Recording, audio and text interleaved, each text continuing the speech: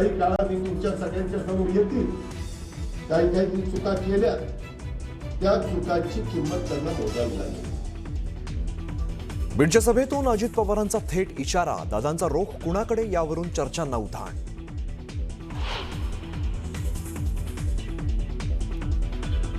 महापालिकेच्या मतदानाआधीच महायुतीने खातं उघडलं. केडीएमसी, जळगाव, धुळे, पनवेल आणि अहिल्यानगरमध्ये शिवसेना भाजपाचे 15हून अधिक उमेदवार बिनविरोध.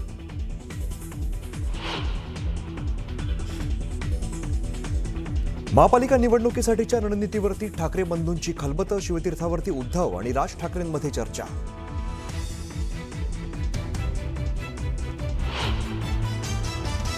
मराठी महापौर होऊ द्यायचा नाही, हा भाजपचा अजेंडा आहे. हा मराठीच होणार, हा हिंदूच होणार आणि तो आमचाच होणार. कृपाशंकर सिंह यांच्या महापौरपदाच्या विधानावरून ठाकरेंची शिवसेना आणि भाजपामध्ये जुंपली.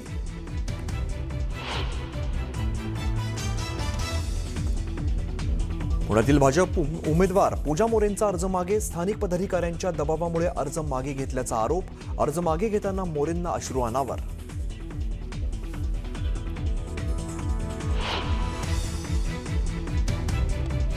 पाहिजे आणि दुसऱ्या बाजूला पुण्याच्या पूर्वेपासून पश्चिमेपासून दक्षिणेपर्यंत त्यांची उमेदवाराची यादी पाहिल्यानंतर सरसकट आपल्याला दिसतं की हे कुठल्या तत्वात बसतं.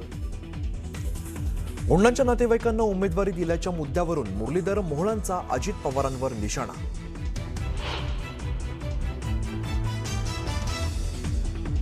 अनगरमध्ये राजकारण तापलं. उज्ज्वला थिटेंची नवनिर्वाचित नगराध्यक्ष प्राजक्ता पाटलांविरोधात याचिका. शपथपत्रात त्रुटी असल्याचा आरोप.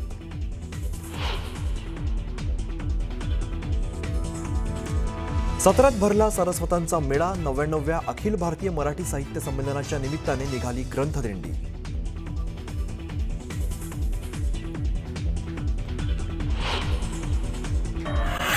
मंडळी, राजकारण आणि कुटुंब जेव्हा समोरासमोर येतं ना, तेव्हा काय परिस्थिती निर्माण होते याचं दाहक चित्र नागपुरात बघायला मिळत आहे. भाजपाच्या माजी महापौर अर्चना डेहनकर यांनी घर सोडून माहेरी जाण्याचा निर्णय घेतलेला आहे. आणि याचं कारण म्हणजे त्यांचे पती विनायकराव डेहनकर यांनी पक्षविरुद्ध केलेली बंडखोरी. नवऱ्याची बंडखोरी, बायको गेली माहेरी. उमेदवारीवरून दाम्पत्यामध्ये गृहकलह. पतीच्या बंडखोरीनं माजी महापौरांची कोंडी. नागपूरच्या माजी महापौर असलेल्या अर्चना डेहनकर सध्या माहेरी आल्या. आता तुम्ही म्हणाल त्यात विशेष काय? कारण प्रत्येक सासूरवाशीण यांना त्या कारणानं माहेरी येत असते. पण अर्चना डेहनकर यांच्या माहेरी येण्यामागचं कारण राजकीय आहे. अर्चना या नागपूर भाजपच्या पदाधिकारी आहेत. पण महानगरपालिका निवडणुकीत अर्चना यांचे पती विनायक डेहनकर यांनी भाजप उमेदवाराविरोधात बंडखोरी केली आहे. म्हणून मी त्यांना समजवण्याचा प्रयत्न केला की बावनकुळे साहेबांवरही अशी परिस्थिती आली होती, त्यांनाही कुठेतरी थांबावं लागलं होतं.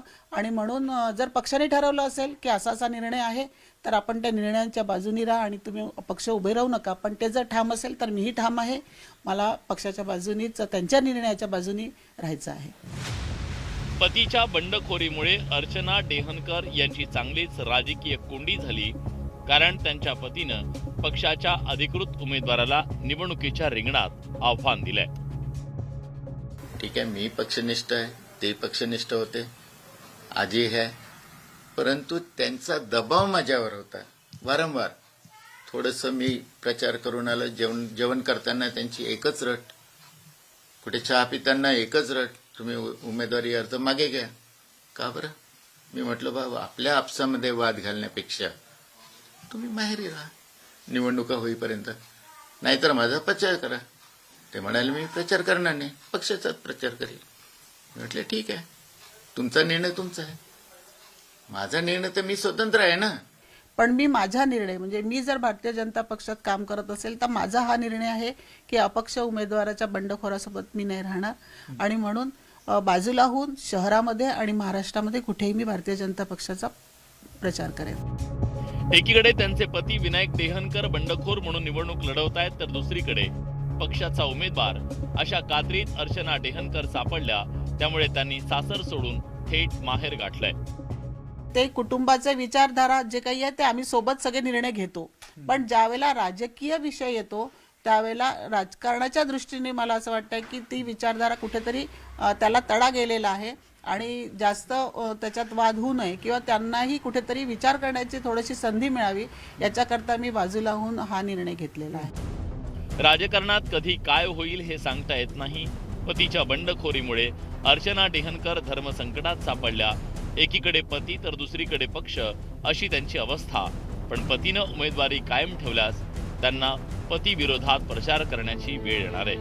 उदय तिमांडेसह bureau report, news 18 Lokmat, Nagpur.